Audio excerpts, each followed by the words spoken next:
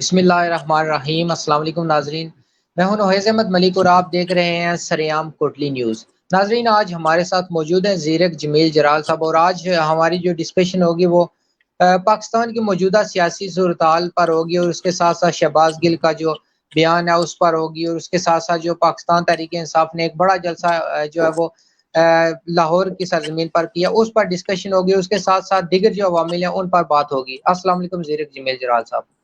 وعلیکم السلام نوخیز بھائی، کیا حال ہے؟ ٹھیک ہے جی الحمدللہ، آپ کیسے ہیں؟ ٹھیک ہیں الحمدللہ۔ اچھا زیرک صاحب، سب سے پہلا جو میرا کوشچن یہ ہے کہ آیا کہ جو پاکستان تحریک انصاف نے جو ایک بڑا جلسہ کیا ہے جو لاہور میں، آیا کہ آپ بطور پاکستان تحریک انصاف کے کارکن آپ اس بات سے ایگری تھے، آپ اس بات کو ماننے کے لیے تیار تھے کہ اتنا بڑا جلسہ ہوگا؟ جی بالکل، کیوں نہیں نوخیز بھائی۔ اس کے دو پوائنٹ بہت بڑے ہیں۔ سب سے پہلا پوائنٹ تو یہ ہے کہ 14 اگست تھی، یعنی کہ رات 12 کے بعد ہماری آزادی کا دن تھا، تو ظاہری بات ہے ایک سیلیبریشن بھی ہونی تھی، تو بہت عوام نکلنی تھی۔ یہ تو ہمارا ایک نیچر ہے۔ یہ ایک ایسی رات ہوتی ہے کہ ہماری ہر شہر میں کوئی نہ کوئی نکلتا ضرور ہے۔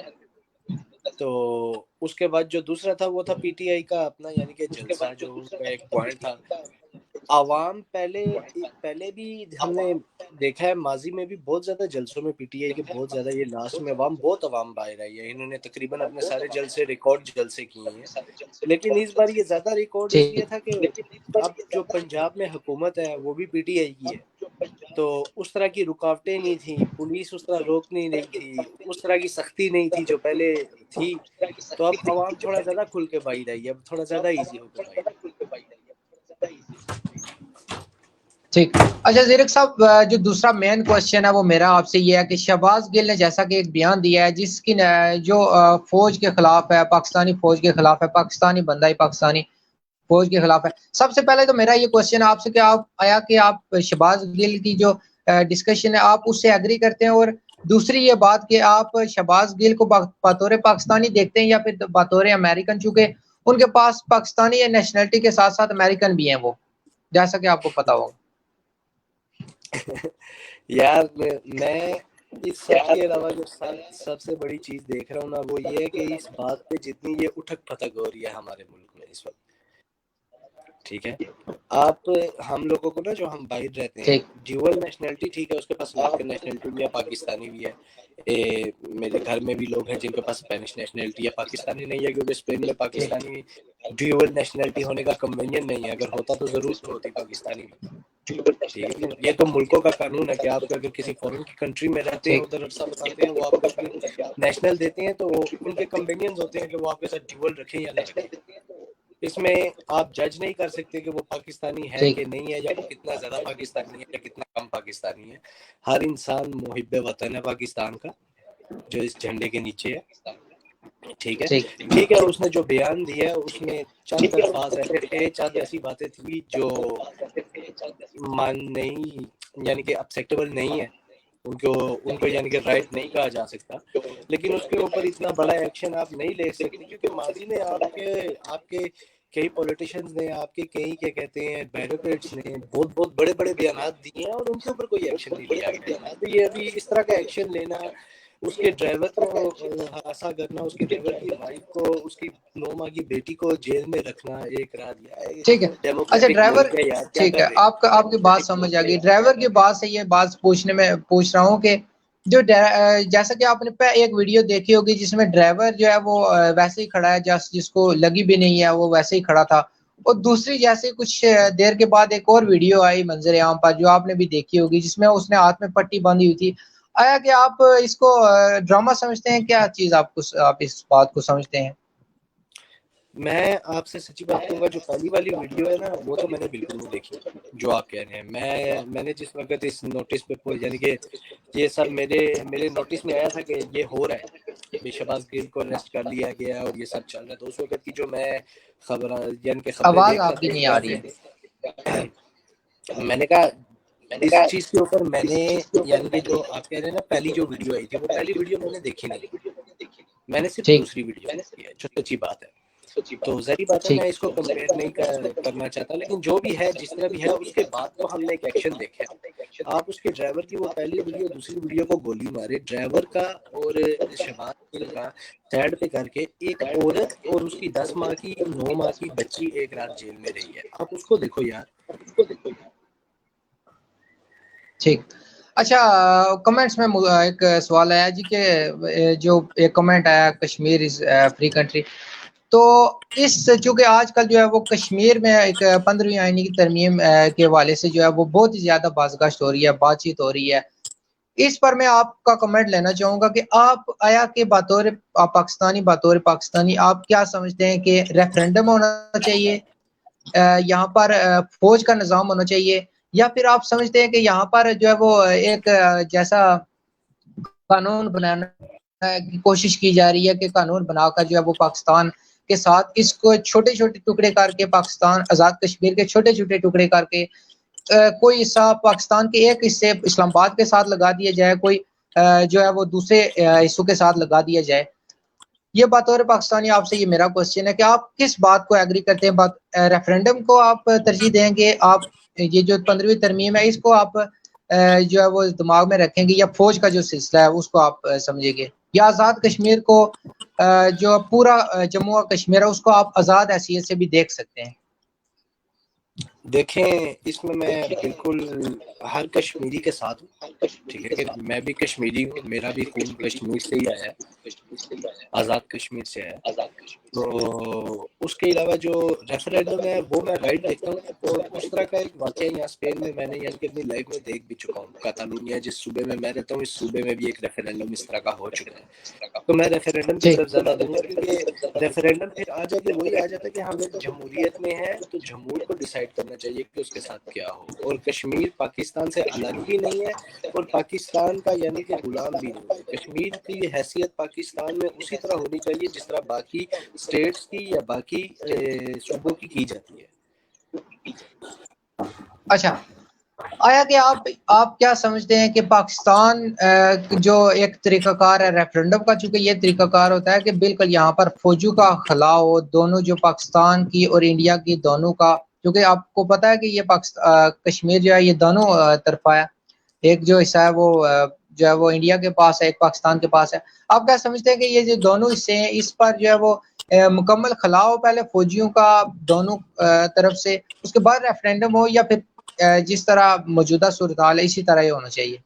نہیں، آپ دوسری طرف کا تو چھوڑ دینا، کیونکہ دوسری طرف کا ہم نے کیا کیا، یعنی کہ انڈیا کی طرف جو صورتحال ہو رہی ہے پچھلے 2-3 سال سے کشمیر کی، اس میں پاکستان نے صرف بیانوں کے علاوہ اور کون سا ایسا ایکشن کیا ہے کہ وہ کشمیری ٹھیک ہے؟ کچھ بھی نہیں کیا۔ تو آپ ادھر کی بات چھوڑ دیں، آپ ادھر ہی رکھیں، جو ہمارے پاس ہے، جو ہمارے ساتھ ہے، ان کے ساتھ ہی، ان کے دوسروں کے لیے دعا کر سکتے ہیں، اس کے علاوہ ہم کیا کر سکتے ہیں؟ ہماری حکومت میں تو اتنی ہمت ہے نہیں کہ آواز آپ کی تھوڑی کمزور آ رہی ہے، آواز تھوڑی بہتر کریں آپ۔ آپ آواز بہتر آ رہی ہے میری؟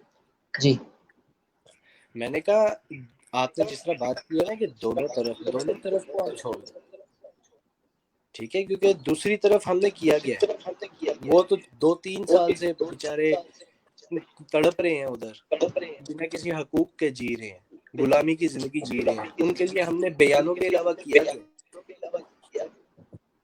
بس ایک جگہ پہ بیان دیے، دوسری جگہ پہ بیان دیے، تقریریں کی، جلسے کیے، یہ کیا وہ کیا، لیکن اس کے علاوہ کیا کیا؟ ٹھیک، تو آپ ادھر کی بات کریں صرف، چلیں ہم بات کرتے ہیں پاکستانی سیاست۔ ہماری ٹھیک ہے، حکومتوں میں اتنی طاقت نہیں ہے کہ ادھر کو کچھ کر سکے۔ ٹھیک، تو یہاں پر جو انٹرنیشنل ادارے یو این او ہو گیا، یہ ان کا جو ہے وہ کردار جو ہے ہمیں بہت ہی مایوس کن نظر آ رہا ہے، آپ بھی دیکھ رہے ہوں گے کہ بہت ہی زیادہ مایوس کن ہے جو کشمیری قوم ہے، خاص طور پر یہ بہت ہی زیادہ اس وقت رنج و غم کے عالم ہے۔ یو این او کا جو ہے وہ رد عمل ہے وہ بھی بہت زیادہ ڈاؤٹ فل ہے، اور پاکستان اور انڈیا اس وقت میں آپ کو موجودہ صورتحال بتاؤں تو آزاد کشمیر میں بھی جو ہے وہ کافی زیادہ ہنگامے ہو رہے ہیں، ٹھیک ہے، گزشتہ جیسے 15ویں ترمیم کا جو ہے وہ ایک مسودہ بنایا گیا تھا، لیکن پھر بعد میں وہ ڈینائی بھی ہو گیا, بعد میں اس کو آگے نہیں جاری کیا جا سکا, لیکن پھر بھی. تو بات کریں گے پاکستانی سیاست پر, تو آپ کیا سمجھتے ہیں کہ جو ایک بات چیت ہو رہی ہے کہ نواز شریف صاحب پاکستان آئیں گے, اس کے بعد دسمبر تک وہ پاکستان میں یہاں پر آئیں گے, دسمبر کے بعد جو اسی دوران جو ہے وہ جناب عمران خان صاحب جو ہے وہ بھی قیادت و بند میں ہوں گے یا ان پر بھی کچھ پابندیاں ہوں گی, تو بعد میں جو ہے وہ دونوں کا کمپیریزن کیا جائے گا, تو اور اس کے بعد دونوں کو جو ہے وہ آزاد کیا جائے گا یا دونوں کو پھر جو ہے وہ سلاخوں کے پیچھے کیا جائے گا. آپ اس بات پر کیا کہتے ہیں؟ عوام کے ساتھ کیا کیا جائے گا اس کا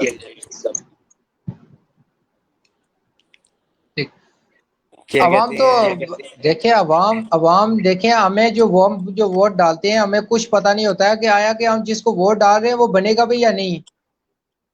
تو تبھی میں آپ کو کہہ رہا ہوں, آپ صرف اس چیز پہ غور کریں کہ جتنے بھی یہ آج کل آ رہے ہیں نا ٹاپکس, ایک معاہدے کے بعد ایک معاہدہ, ایک بیانیے کے بعد ایک بیانیہ, دوسرے بیانیے کے بعد دوسرا بیانیہ, تیسرے کے بعد تیسرا, خاص کر حکومت کے, خاص کر پی ڈی ایم کے جو بیانیے آ رہے ہیں, ان سب میں آپ مجھے ڈھونڈ کے دکھا دو, پھرول کے دکھا دو, تجزیہ کر کے دکھا دو, انسپیکشن کر کے دکھا دو, عوام کا کوئی لفظ استعمال کیا گیا. ٹھیک. اچھا, جو ڈالر کی پرائس ہے پہلے بہت ہی زیادہ اڑان بھر چکی تھی, اس وقت جو ہے وہ کنٹرول کی صورتحال ہمیں نظر آ رہی ہے, آپ اس کا کریڈٹ کسے دیں گے؟ خود عالمی حکومتوں کو, کیونکہ یہ پوری دنیا میں ہوا ہے, اس میں پاکستان کی کوئی خاصیت نہیں ہے. اچھا نہیں, لیکن دیکھیں جیسے اگر ہم نواز شریف کے کسی بندے سے ہم بات کریں تو وہ یہ کہے گا جی کہ جیسے ہی کوئی بھی چیز سستی ہوتی ہے تو یہ کہتے ہیں جی کہ عالمی مارکیٹ میں سستی ہو گئی ہے. آپ اس بات کو کیسے دیکھتے ہیں؟ وہ سچی بات ہے, عالمی میں واقعی سستی ہوگی یہ چیز. اچھا لیکن میں نے جو یار آپ ایک بات سوچو, دیکھو جو اس وقت مین جو افیکشن ہو رہی ہے نا پیٹرول پہ, گیس پہ, ڈالر کے اوپر نیچے جانے پہ, گولڈ کے اوپر نیچے جانے پہ, اس وقت جو مین پرابلمز ہیں نا وہ ہیں رشیا, یوکرین, امریکہ اور ادر کنٹریز. ٹھیک ہے, ٹھیک اور وہ افیکٹ پوری دنیا کو ہو رہا ہے. جی, یعنی کہ اگر ٹھیک پاکستان میں پیٹرول مہنگا ہوتا ہے تو یہاں اسپین میں بھی ہوتا ہے بھائی, ڈالر یہاں پہ بھی اوپر جاتا ہے, یہاں پہ بھی سب کچھ ہوتا ہے, لیکن افیکشنز ڈفرنٹ طریقے کی ہوتی ہیں. یہ اس کا ڈاؤن آنا ہماری حکومت کے کسی بھی بندے کا کوئی ہاتھ نہیں ہے, یہ پوری دنیا میں ہو رہا ہے. موج کرو. ٹھیک. اچھا, تو عراق پر جیسا کہ پابندیاں ہیں بے شمار, عراق جو ہے اس میں بہت ہی زیادہ تیل جو ہے وہ پایا جاتا ہے, عراق پر بے شمار پابندیاں لگائی گئی ہیں. ابھی یوکرین کے معاملے پر رشیا پر بھی پابندیاں لگائی جا رہی. آپ کیا سمجھتے ہیں کہ عراق پر لگانا پابندیاں جو ہے وہ جائز امریکہ اور بڑے اداروں کی جانب سے؟ اور دوسری یہ بات کہ رشیا سے اگر آئل وغیرہ ملک نہ خریدیں گے تو اس کا نقصان الٹیمیٹلی جو ہے وہ یوزر کو ہوگا, وہ چونکہ جیسے جیسے وہ نہ خریدیں گے تو مہنگائی زیادہ ہوگی. آپ کیا سمجھتے ہیں ایران کی بات پر, آپ کیا کہتے ہیں کہ اس پر سے پابندیاں اٹھائی جانی چاہیے؟ اور پھر رشیا. دیکھو, اگر ہم لوگ کسی کنٹری پہ پابندی لگانے کے لیے راضی ہو جائیں گے نا, تو پھر جو ہماری کنٹری میں اس وقت ہو رہا ہے, چپ کر جاؤ, رائٹ ہو رہا ہے, بیٹھے رہو. ٹھیک ہے کہ نہیں؟ آپ کیوں, اگر دیکھیں وہ ایک پور کنٹری ہے, وہ ہمارے سے زیادہ پاورفل تو نہیں ہے اکانومی میں اتنی. ٹھیک ہے, اگر اس کے پاس ایک ایسا احساس ہے جو قدرتی طور پہ اس کے پاس ہے, اور وہ اس کے ساتھ اپنی کنٹری کو ڈیولپ کر سکتا ہے بیچ کے دوسری کنٹری کو, زیادہ سستا یا زیادہ مہنگا, زیادہ اچھا یا زیادہ برا, یہ اس کی اپنی, یہ اس کے پولیٹیشینز کا کام. ٹھیک ہے کہ نہیں؟ تو دنیا کا کیا حق ہے جا کے کوئی آرڈر چلانا وہاں پہ کہ نہیں جی آپ نہیں کر سکتے, یا آپ دوسری کنٹری کو کیوں روک رہے ہیں. ٹھیک ہے کہ نہیں؟ یہ تو وہی بات آ جاتی ہے کہ پھر اگر یہ سب کے آپ کہتے ہو کہ ٹھیک ہے اس کو صحیح رہنے دو, تو پھر پاکستان میں جو ہو رہا ہے اس کو بھی رہنے دو. ٹھیک.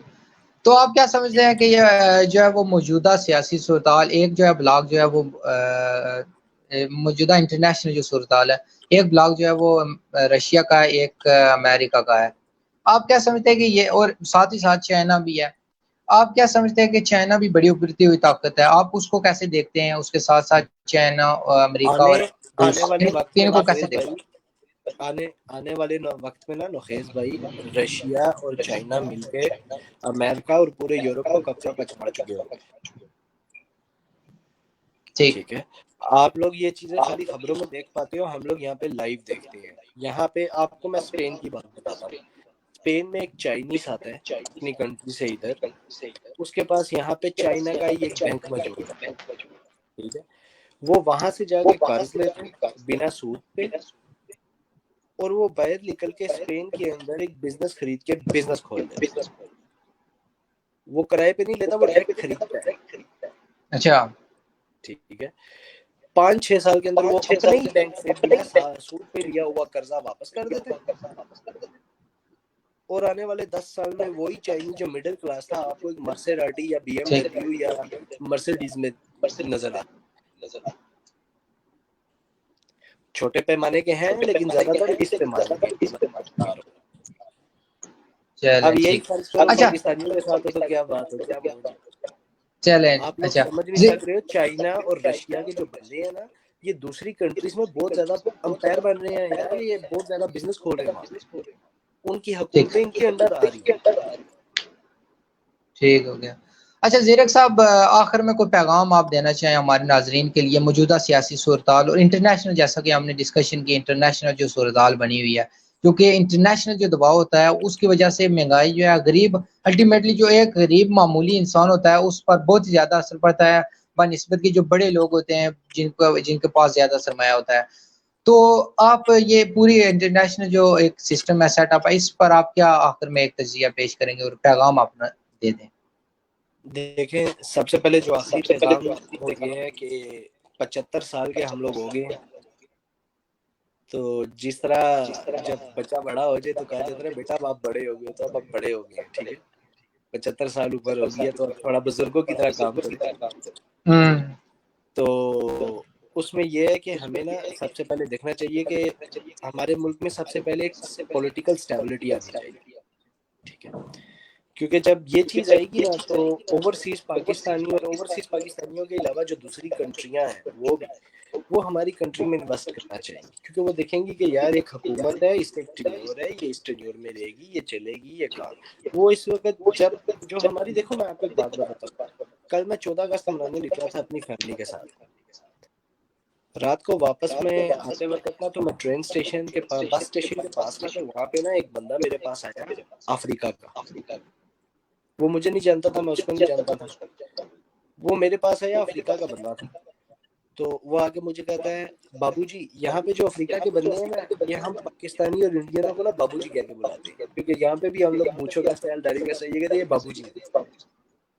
تو وہ آگے مجھے کہتا ہے بابو جی آپ کی کنٹری میں چور گھس گئے ہیں, دھیان کرو نہیں تو آپ لوگوں کو یہاں کی طرح رہنا چاہ جائے.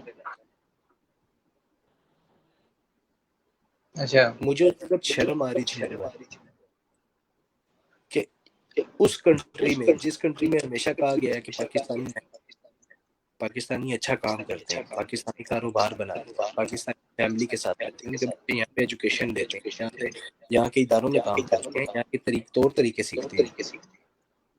آج کل اس کی امیج بتاؤں گا, آج کل اس کی امیج بنی ہوئی ہے کہ یہ کھوڑ کنٹری ہے, یہ تباہ ہونے لگی ہے, یہ ڈوب رہی ہے. اور ایک افریقہ جیسی کنٹری کا بندہ جو یورپ میں کباڑ اٹھا کے جیتا ہے, ٹھیک ہے, وہ مجھے آگے کہے گا روڈ پہ کہ بھائی جان دھیان کرو آپ کے ملک میں چور گھس. یہ بات رکنی چاہیے, اور یہ صرف ہم پاکستانی روک سکتے ہیں, کوئی پارٹی نہیں روک سکتی, کوئی سیاستدان نہیں روک سکتا. میں نے ایک ویڈیو میں کہا تھا, ایک پیغام بھیجا تھا اپنی قوم کو کہ خود لکھ لو بھائی, کیونکہ کھانا پینا آپ کے بچوں نے ہے, ہمارے بچے. ہم یہاں اسپین میں نا ایک کہاوت ہے, جب مالک کے نا فری کوئی کام کر دیتے ہیں, کہتے ہیں ہمارے بچے ہوا سے نہیں بنتے. ٹھیک, ٹھیک ہے کہ نہیں. تو یہی میرا لاسٹ پیغام تھا بھائی. بہت شکریہ ناظرین, یہ تھے زیرک جمیل جرال صاحب, تفصیلی گفتگو انٹرنیشنل معاملات اور پاکستانی معاملات پر کی. اسی کے ساتھ اجازت دیجیے, بہت شکریہ, اللہ حافظ.